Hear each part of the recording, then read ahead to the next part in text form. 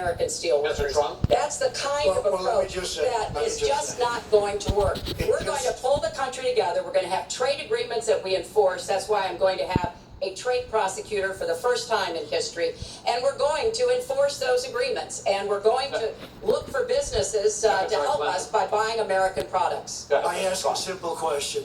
She's been doing this for 30 years. Why the hell didn't you do it over the last 15, 20 years? You were very much involved, excuse me, my turn. You were very much involved in every aspect of this country, very much. And you do have experience. I'd say the one thing you have over me is experience, but it's bad experience because what you've done has turned out badly. For 30 years, you've been in a position to help. And if you say that I use steel or I use something else, I make it impossible for me to do that. I wouldn't mind. The problem is you talk, but you don't get anything done, Hillary. You don't. Just like when you ran the State Department, $6 billion was missing. How do you miss $6 billion? You ran the State Department. $6 billion was either stolen, I don't know. It's gone. $6 billion. If you become president, this country is going to be in some mess, believe me. Well, first of all, what he just said about the State Department is not only untrue, it's been debunked numerous times. But I think it's really an important issue. He raised the 30 years of experience. So let me just talk briefly about that.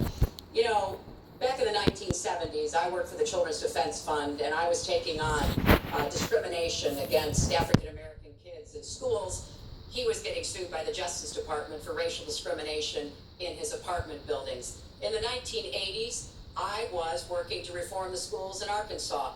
He was borrowing $14 million from his father to start his businesses. In the 1990s, I went to Beijing, and I said women's rights are human rights. He insulted a former Miss Universe, Alicia Machado, called her an eating machine. And on the day when I was in the Situation Room, monitoring the raid that brought Osama bin Laden to justice, he was hosting the Celebrity Apprentice. So I'm happy to compare my 30 years of experience, what I've done for this country, trying to help in every way I could, especially kids and families, get ahead and stay ahead, with your 30 years, and I'll let the American people make that decision. Well, I think I did a much better job. I built a massive company, a great company, some of the greatest assets anywhere in the world, worth many, many billions of dollars. I started with a $1 million loan. I agree with that. It's a $1 million loan, but I built a phenomenal company. And if we could run our country the way I've run my company, we would have a country that you would be so proud of. You would even be proud of it. And frankly, when you look at her real record, take a look at Syria, take a look at the migration, take a look at Libya, take a look at Iraq. She gave us ISIS because her and Obama created this huge vacuum. And a small group came out of that huge vacuum because we should have never been in Iraq, but once we were there, we should have never got out the way they wanted to get out. She gave us ISIS as sure as you are sitting there. And what happened is now ISIS is in 32 countries. And now I listen how she's going to get rid of ISIS. She's going to get rid of nobody.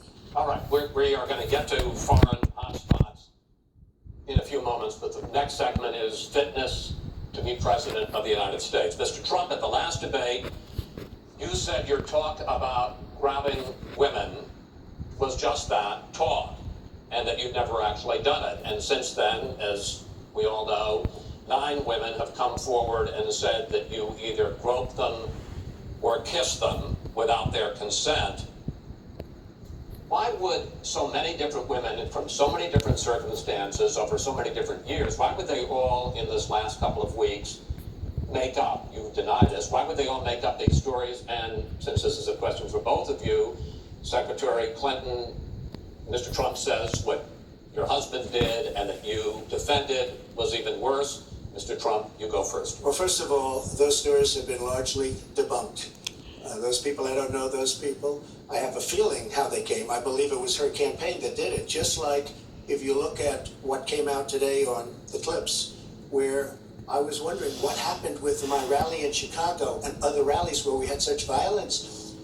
She's the one in Obama that caused the violence. They hired people, they paid them $1,500, and they're on tape saying, be violent, cause fights, do bad things. I would say the only way, because those stories are all totally false, I have to say that.